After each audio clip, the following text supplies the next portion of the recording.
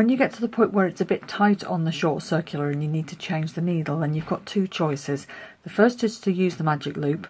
So you would knit across the top of the foot stitches and then create your loop, and then knit across the bottom of the foot stitches, so that you've always got the top and the bottom of the foot divided evenly across the cable.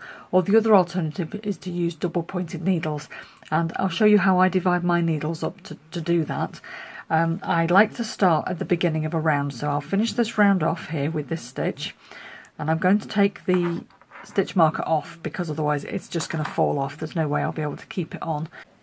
And taking a double pointed needle, I'm going to knit some of the stitches from the top of the foot, change needle, and then knit some more, leaving the stitch marker on so I know where my decrease is, and then knit the rest of the bottom of the foot stitches. So for doing the toes, I use 4 double pointed needles and not 5. So I'll work on 3 and I'll knit with the 4th one.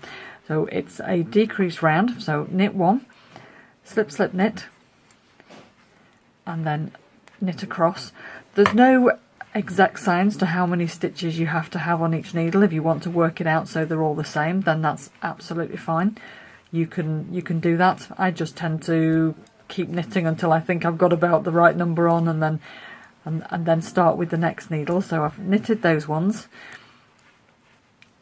and now I'm going to just change the needle.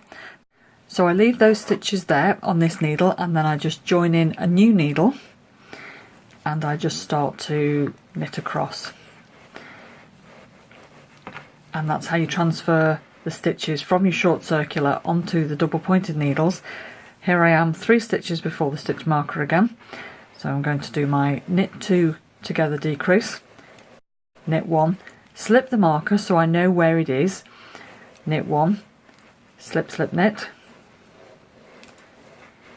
and then I'm going to knit some of the stitches from the bottom of the foot, and then I'm going to change my needle again.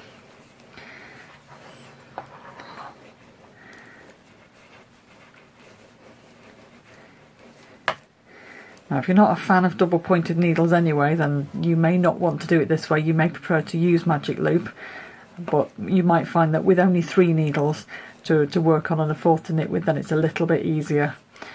So I'm going to swap needles again now.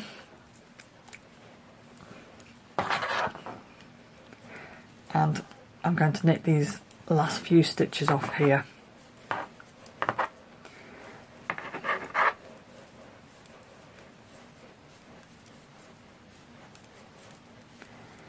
Right, I'm coming up to the decrease again now. Here I am, 3 stitches before the end. It's a knit 2 together decrease, and then knit 1, and that's the last stitch off my short circular. So here you can see that I've got my stitches on 3 needles, and then I've got 1 decrease here, and the other decrease is here, so I always know where it is. It's but where these 2 needles are joining, so I don't need any more stitch markers here. And then when I'm ready to go again, then I just start with a new double pointed needle.